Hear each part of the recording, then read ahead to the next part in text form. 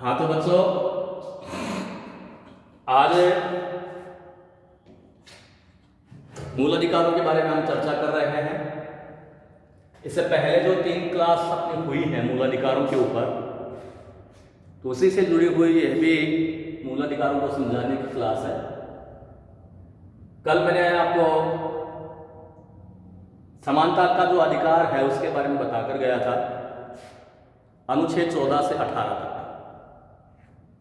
अनुच्छेद 14 समानता के ऊपर जोर देता है। अनुच्छेद 15 धर्म, वंश, लिंग, जन्म स्थान के आधार पर भेदभाव नहीं करने का आह्वान करता है। अनुच्छेद 16 समान रूप से सरकारी नौकरियों को प्राप्त करने का अधिकार देता है, मगर पिछड़े वर्गों के लिए स्थान सुरक्षित रखे जा सकते हैं। अनुच्छेद 17 अस्पृश्यता का उन्मूलन करता है और अनुच्छेद 18 उपाधियों का अंत करता है। इसके बाद जो अनुच्छेद है, अगला जो मूल अधिकार है वो स्वतंत्रता से संबंधित है। अनुच्छेद 19, 20, 21, 22। तो ये जो 4 जो आर्टिकल हैं ये फ्रीडम के अधिकार से संबंधित हैं। तो यहाँ हम इनकी एक्सप्लेनेशन हम करने जा रहे हैं। भारतीय संविधान का उद्देश्य विचार, अभिव्यक्ति, विश्वास, धर्म और उपासना की स्वाधीनता सुनिश्चित करना है। अतः संविधान के द्वारा नागरिकों को विभिन्न स्वतंत्रताएं प्रदान की गई हैं। इस संबंध में अनुच्छेद 19 सबसे अधिक महत्वपूर्ण है। मूल संविधान के अनुच्छेद 19 द्वारा नागरिकों को 7 स्वतंत्रताएं प्रदान की गई थी और इनमें 6ठी स्वतंत्रता संपत्ति की स्वतंत्रता थी। 44वें संविधान संशोधन द्वारा संपत्ति के मौलिक अधिकार के साथ साथ संपत्ति की स्वतंत्रता भी समाप्त कर दी गई है। वर्तमान समय में अब नागरिकों को 6 स्वतंत्रता ही प्राप्त है। विचार और अभिव्यक्ति की स्वतंत्रता 19 क। भारत के सभी नागरिकों को विचार करने, भाषण देने और अपने तथा अन्य व्यक्तियों के विचार प्रकट करने की स्वतंत्रता प्राप्त है। प्रेस भी विचारों के प्रचार का एक साधन होने के कारण इसमें प्रेस की स्वतंत्रता भी शामिल है। मूल संविधान में विचार और अभिव्यक्ति की स्वतंत्रता का क्षेत्र बहुत व्यापक था और अपमान, लेख तथा वचन, न्यायालय, अवमान, शिष्टाचार या सदाचार पर आघात और राज्य की सुरक्षा के हित में ही इसे सीमित किया जा सकता था।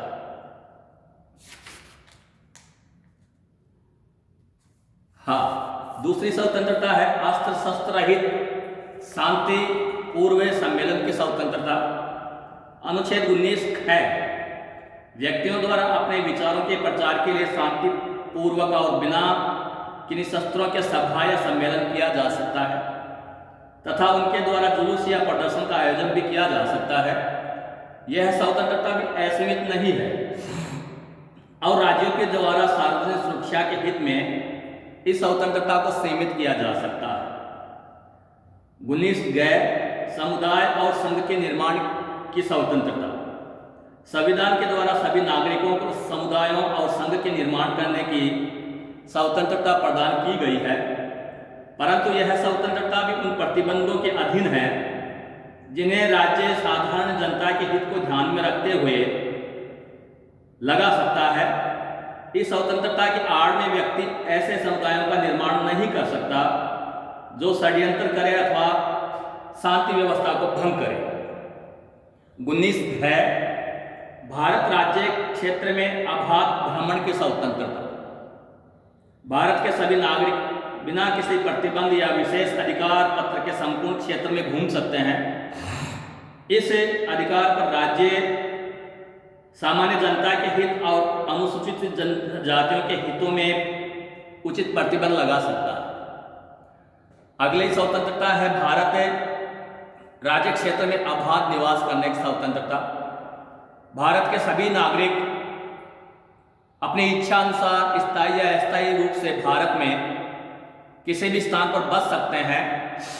भ्रमण और निवास के संबंध में संविधान द्वारा की गई यह व्यवस्था इकहरी नागरिकता के नितांत अनुरूप है, किंतु राज्य के द्वारा सामान्य जनता के हित और अनुसूचित जातियों के हित में इस पर उचित प्रतिबंध लगाए जा सकते हैं।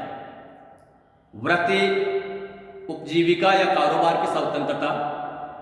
संविधान ने सभी नागरिकों को वृत्ति, उपजीविका, व्यापार अथवा व्यवसाय की स्वतंत्रता प्रदान की है, किंतु राज्य जनता के हित में इन स्वतंत्रताओं पर उचित प्रतिबंध लगा सकता है। राज्य किन्हीं व्यवसायों को करने के लिए आवश्यक योग्यताएं निर्धारित कर सकता है अथवा किसी कारोबार या उद्योग को पूर्ण अथवा आंशिक रूप से स्वयं अपने हाथ में ले सकता है। इस प्रकार संविधान द्वारा प्रदान की गई उपयुक्त स्वतंत्रताएं असीमित नहीं हैं और इनमें से प्रत्येक पर प्रतिबंध लगा दिए गए हैं। संविधान सभा के कुछ सदस्यों द्वारा इन प्रतिबंधों की आलोचना की गई थी। Professor K.T.. साहा ने कहा था कि वास्तव में अनुच्छेद 19वें अनुच्छेद द्वारा प्रदान की गई स्वतंत्रताएं इतनी डाउटफुल हो गई हैं कि इन स्वतंत्रताओं की खोज करने के लिए दूरबीन का प्रयोग आवश्यक है।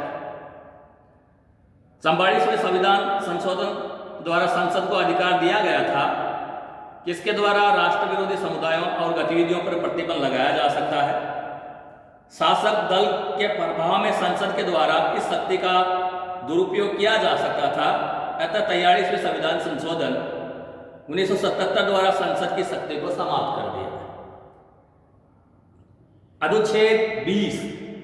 अनुच्छेद 20 ये कहता है कि अपराध के लिए दोष सिद्धि के विषय में विशेष संरक्षण का अधिकार निहित है। इसमें अनुच्छेद 20 में कहा गया है कि किसी व्यक्ति को तब तक अपराधी नहीं ठहराया जा सकता जब तक कि उसने अपराध के समय में लागू किसी संविधान का उल्लंघन ना किया।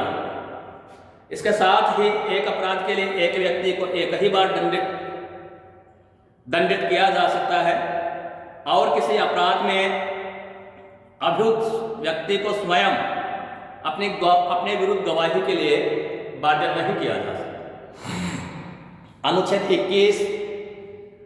21 व्यक्तिगत स्वतंत्रता तथा जीवन की सुरक्षा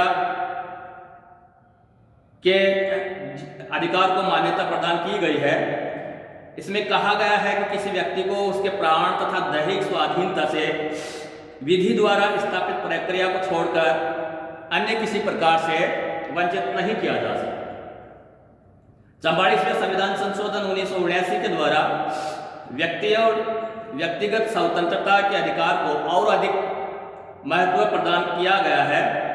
अब आपातकाल में भी जीवन और व्यक्तिगत स्वतंत्रता के अधिकार को समाप्त या सीमित नहीं किया जा सकता।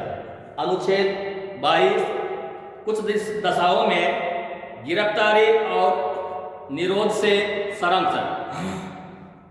अनुच्छेद 22 के द्वारा बंदी बनाए जाने वाले व्यक्ति को कुछ अधिकार प्रदान किए गए हैं। इसमें कहा गया है कि उसके अपराध के बारे में अथवा बंदी बनाने के कारणों को बताए बिना किसी व्यक्ति को अधिक समय तक बंदी गृह में नहीं रखा जाएगा। उसे वकील से परामर्श करने और अपने बचाव के लिए प्रबंध करने का अधिकार होगा तथा बंदी बनाए जाने के बाद 24 घंटे के अंदर उसे वकील से परामर्श करने और इसमें बंदी गृह से न्यायालय ले जाने का समय शामिल नहीं है, उसे निकटतम न्यायाधीश के सामने उपस्थित किया जाए। अनुच्छेद 22 के द्वारा बंदी बनाए जाने वाले व्यक्तियों को जो अधिकार प्रदान किए गए हैं वे दो प्रकार के अपराधियों पर लागू नहीं होंगे। पहला शत्रु देश के निवासियों पर और दूसरा निवारक निरोध अधिनियम के अंतर्गत गिरफ्तार व्यक्तियों पर। तो ये जो अनुच्छेद 19 से 22 तक का जो